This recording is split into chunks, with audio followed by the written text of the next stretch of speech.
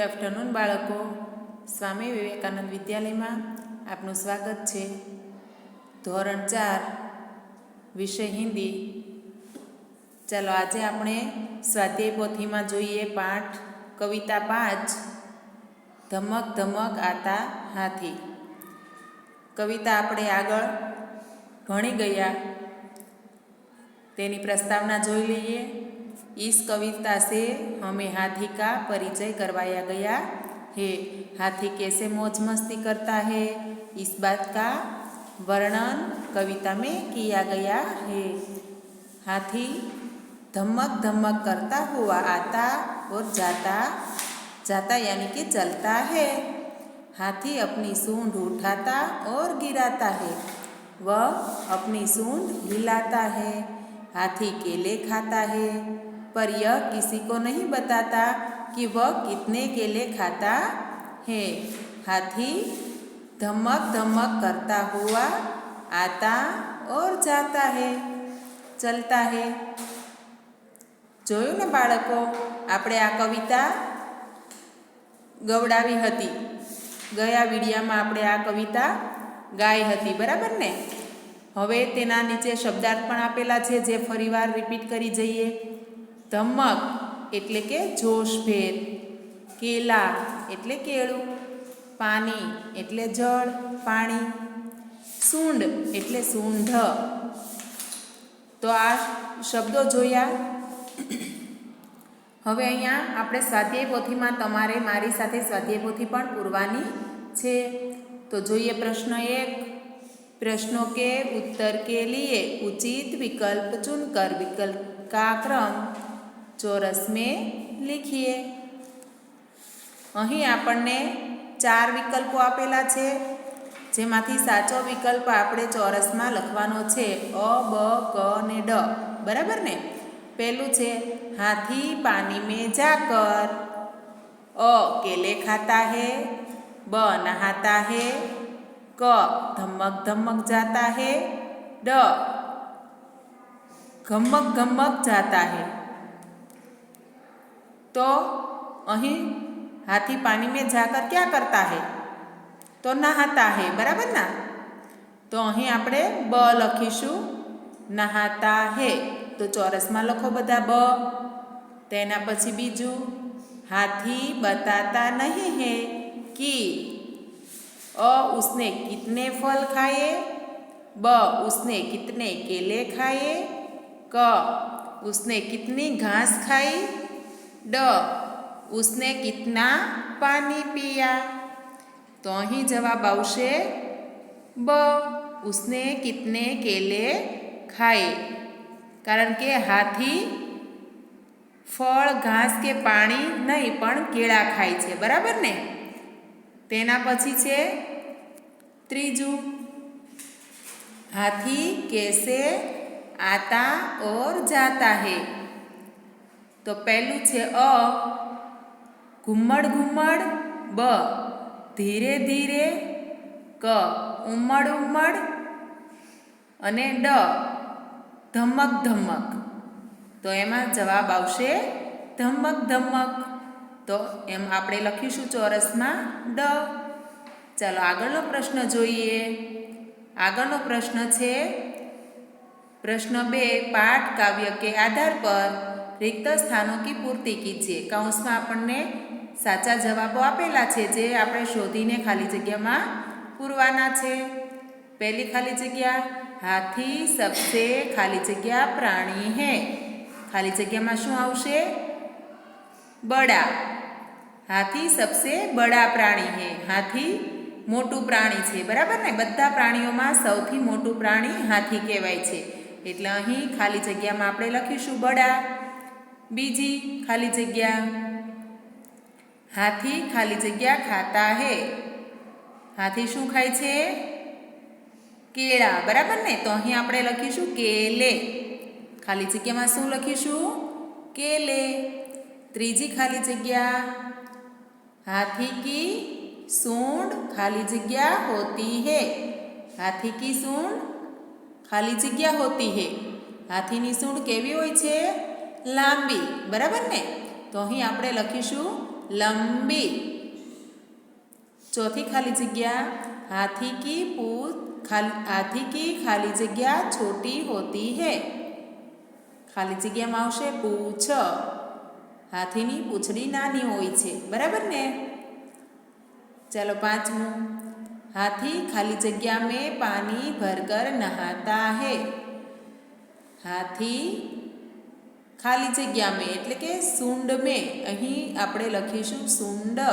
सूंड में पानी भरकर नहाता है। हाथी पोतानी सूंड में पानी भरीने नाय छे। छठू, हाथी के लंबे दांत खाली जगह होते हैं। किमती, अहीं शब्द लखवानो छे आपणे किमती। हाथीना दांत किमती होय छे। किमती एटले के मोंघा, बराबर ने। हाथीना दांत किंमतवाळा, किमती एटले के मोंघा होय छे। सातमू, हाथी के पाँव खाली जगह जैसे होते हैं। हाथीना पग केवा होय छे ते आपणे लखीशुं अहींया। तो हाथीना पग थांभला जेवा होय छे। थांभलाने हिंदी में शुं कहेवाय? खंभे। तो अहीं आपणे लखीशुं हाथी के पाँव खंभे जैसे होते हैं। आ खाली जगह में लखो बधा खंभे। चलो तेना पछी खरा खोटा।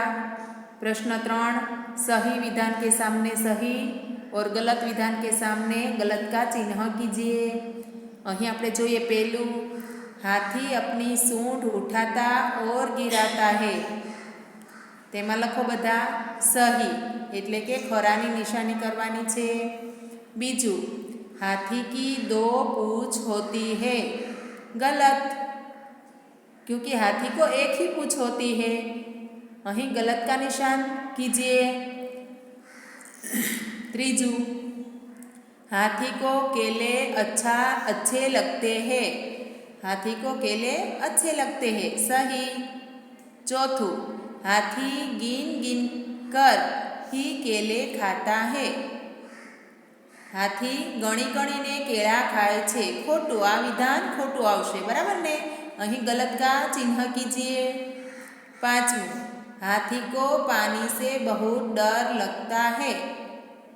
खोटू।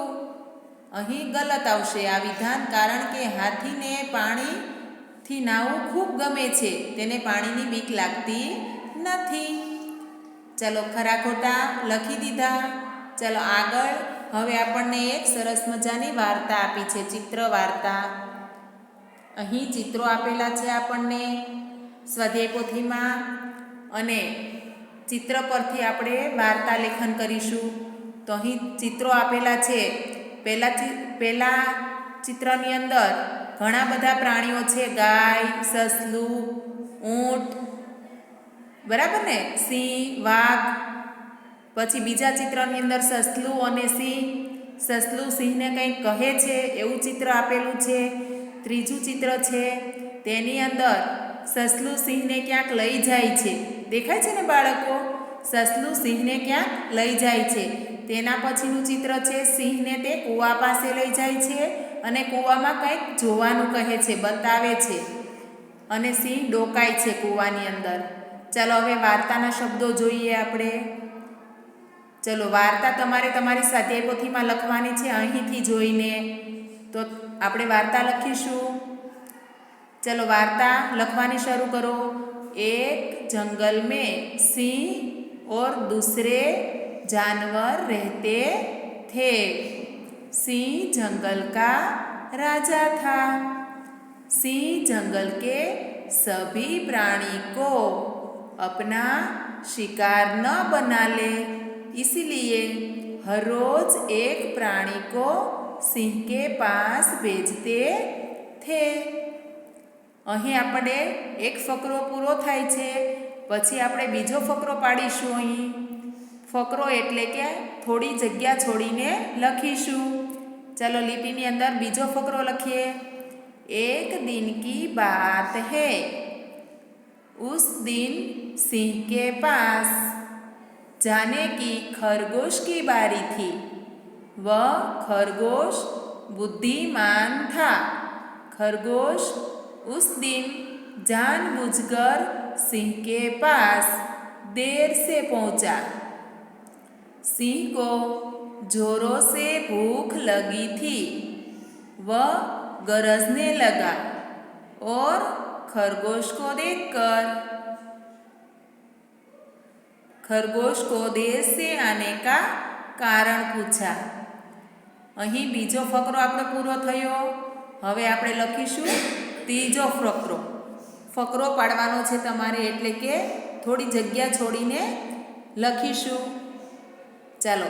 बुद्धिमान खरगोश ने कहा, मैं तो समय पर ही आ रहा था, लेकिन रास्ते में मुझे एक दूसरा सिंह मिला। वह उसे जंगल का राजा बता रहा था। सिंह गरजा और खरगोश से उस दूसरे सिंह के पास ले जाने को कहा। खरगोश सिंह को पानी से भरे कुएं के पास ले गया। कुएं में अपने प्रतिबिंब को देखकर सिंह उसे दूसरा सिंह मानकर कुएं में कूद पड़ा। જોયું બાળકો, સિંહ કૂવામાં કૂદી પડ્યો, બરાબર ને? અહીં વાર્તા પૂરી થઈ ગઈ। એટલે કે અહીં આપણને વાર્તાના શબ્દો કેવા હતા કે જંગલની અંદર સિંહ અને ઘણા બધા પ્રાણીઓ રહેતા હતા। દરરોજ એક એક પ્રાણીને સિંહ પાસે પોતાનો ખોરાક બનવા માટે જવાનું હતું। પછી એક દિવસ સસલાનો વારો આવ્યો તો સસલું બુદ્ધિશાળી હતું। તેણે કહ્યું કે મારે કંઈક યુક્તિ કરવી પડશે, તો જ આ સિંહથી બચી શકાશે। તેથી સસલું એક દિવસ મોડું પહોંચ્યું સિંહ પાસે, બરાબર ને? સિંહે પછી સસલાને કહ્યું કે મને ખૂબ ભૂખ લાગી હતી, તું કેમ મોડું પડ્યું? ત્યારે સસલાએ કહ્યું કે રસ્તામાં મને તમારા જેવો જ બીજો સિંહ મળ્યો અને તેણે મને કહ્યું કે હું તો જંગલનો રાજા હું છું, એટલે તે મને ખાઈ જવા માગતો હતો, પણ હું તમારી પાસે આવી ગયું। આવું સિંહને કહ્યું ત્યારે સિંહે તેને કહ્યું, ચાલ બતાવ મને એ સિંહ ક્યાં છે? ત્યારે સસલું સિંહને કૂવા પાસે લઈ જાય છે અને કૂવામાં જોવાનું કહે છે કે કૂવાની અંદર બીજો સિંહ છે। જ્યારે સિંહ કૂવાની અંદર જુએ છે તો તેને પોતાનો પડછાયો એટલે કે પોતાના જેવો જ બીજો સિંહ કૂવાની અંદર દેખાય છે અને સિંહ કૂવામાં કૂદી પડે છે, બીજા સિંહ ઉપર ત્રાટકે છે, પણ ખરેખર એ બીજો સિંહ નહોતો, પણ પોતાનો પડછાયો હતો અને સિંહ કૂવામાં કૂદી પડે એટલે મૃત્યુ પામે છે અને સસલું બચી જાય છે। જોયું ને બાળકો? વાર્તા ગમી તમને? ચાલો, આ વાર્તા તમારે તમારી સ્વાધ્યાય પોથીમાં લખી દેવાની છે, બરાબર ને? હવે આગળના 2 પેજ સ્વાધ્યાય પોથીને આપણે પછી પૂરીશું। બાળકો, આ સ્વાધ્યાય પોથી તમારે કમ્પ્લીટ કરવાની છે। 2 પેજ તમારા પૂરા થઈ ગયા છે, બરાબર? આગળના 2 પેજ હવે ફરી પછી પૂરીશું। વાર્તામાં મજા આવી તમને? તો તમારે આ વાર્તા વાંચવાની છે। આપણને સ્વાધ્યાય પોથીમાં જે ચિત્રો આપેલા છે એવા જ ચિત્રો ચોપડીની અંદર પણ અભ્યાસમાં આપેલા છે, બરાબર? તમે કવિતા ગાઈ હશે, કવિતા પછી તમને સ્વાધ્યાય ચોપડીની અંદર જે અભ્યાસ આપેલો છે તે અભ્યાસમાં પણ તમારે આ ચિત્રો પરથી વાર્તા લખવાની છે। તો તમે આ સ્વાધ્યાય પોથીમાં જે વાર્તા લખી એ વાર્તા તમારે નોટમાં એટલે કે તમારી હિન્દીની નોટમાં આ વાર્તા લખી દેવાની છે, બરાબર ને બાળકો? તમે આ વાર્તા સ્વાધ્યાય પોથીમાં અને તમારી હિન્દીની નોટમાં બંનેમાં તમારે વાર્તા લખવાની છે। ચાલો, અસ્તુ।